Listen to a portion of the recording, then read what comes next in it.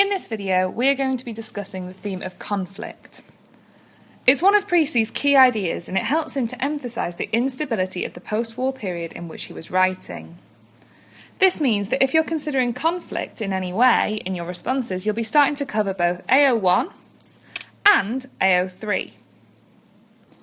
Conflict is defined as not only arguments or fights, but any kind of difference or clash, particularly of ideas. For example, in An Inspector Calls, Priestley presents conflict in the form of family conflict, societal conflict, and political conflict.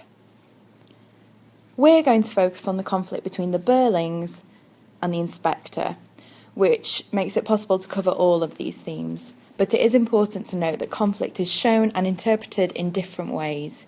You might want to do your own research into one of these areas.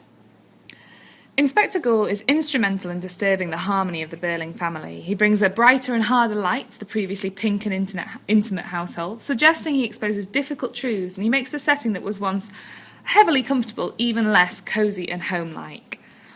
After his arrival, Burling quickly becomes impatient, perhaps due to the inspector's repeated refusal to participate in the festive atmosphere, and his reluctance to be impressed by Burling's influence in society. These aspects of his arrival immediately expose to the audience the disruption that the inspector causes for the Burling family. In the inspector's questioning, Priestley reveals a bluntness that is unfamiliar to the sheltered characters such as Sheila.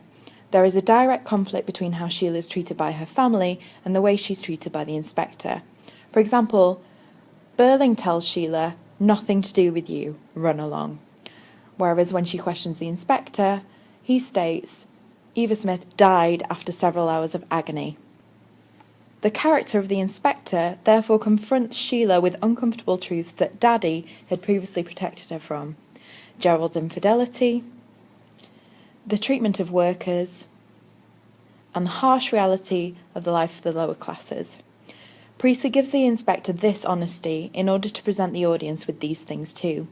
We realise, along with Sheila, the importance of collective responsibility and taking care of the society we live in.